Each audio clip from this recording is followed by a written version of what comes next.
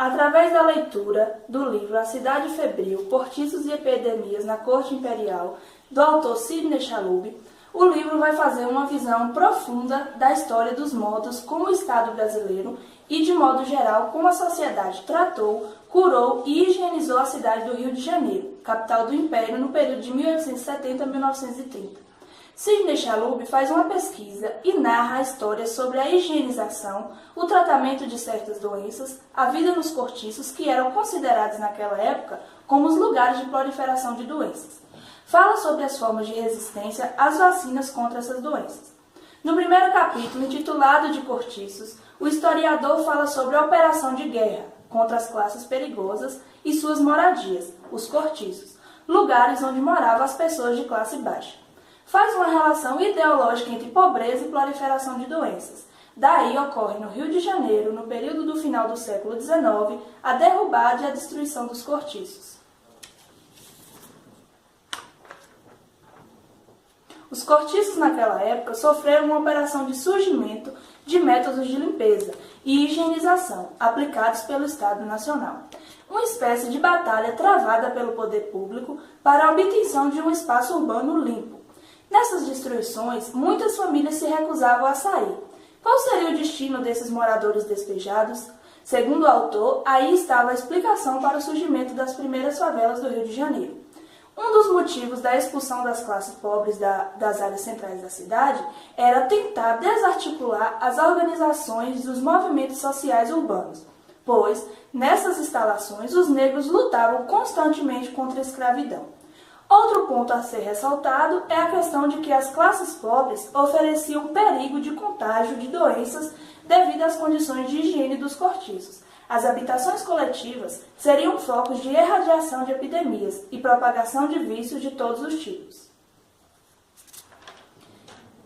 Criou-se então a Junta Central da Higiene, órgão do governo imperial encarregado de zelar pela questão da saúde pública. Foi discutida e até entrou em vigoração a questão de melhoramento dos cortiços existentes, mas tal medida não deu certo. Foi apresentado à Câmara Federal da Corte pelo Dr. José Pereira Rego em fevereiro de 1866, vereador e presidente da Junta Central da Higiene, que seria absolutamente vedado construir novos cortiços, assim como reconstruir os já existentes. Surgia aí a guerra de extermínio contra os cortiços cariocas, ou seja, a total expulsão das classes pobres, as ditas classes perigosas, das áreas do centro da cidade.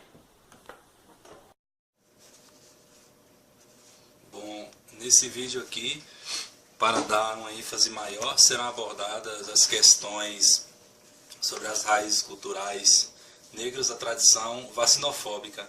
Esse processo decorreu historicamente por volta de 1856.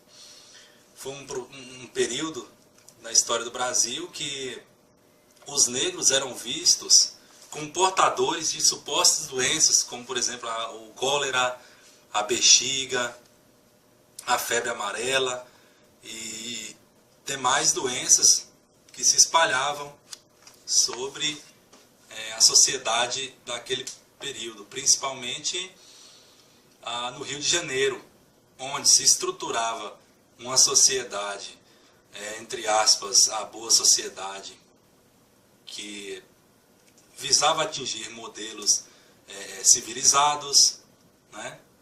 As transformações sociais e culturais também eram levadas em conta nesse processo de crescimento.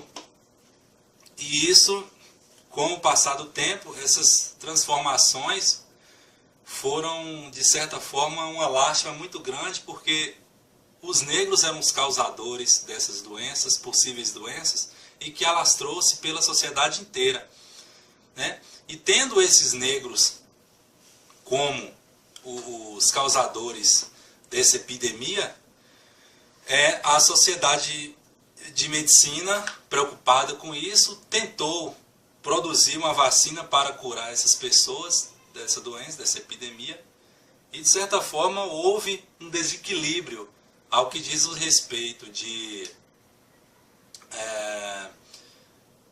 os fatos, os escândalos que eram decorrentes desse processo, recaiu sobre as pessoas naquele momento, porque, em primeiro lugar, não existia um mecanismo de divulgação dessa vacina.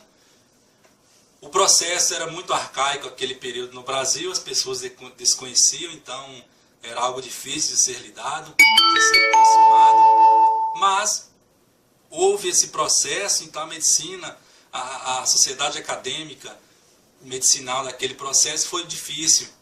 E o que ocorre? Os negros naquele período achavam que essa cólera, né, esse aparato todo voltado para essas epidemias eram algo mais divinatório, porque eles acreditam que era a fúria dos senhores de escravos que recaía sobre eles. Então, quando o escravo ele tinha a sua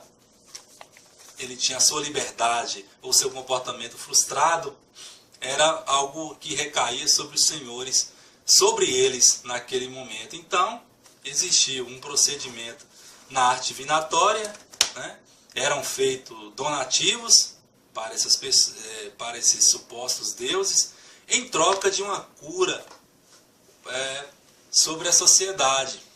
Era o contrário, porque é uma disputa, porque, ora, os negros pensavam de uma maneira que a epidemia causava pelos seus senhores, e outra vertente de pensamento é que, para a sociedade branca, naquele período, eram os negros causadores dessa doença, vindos da África, né?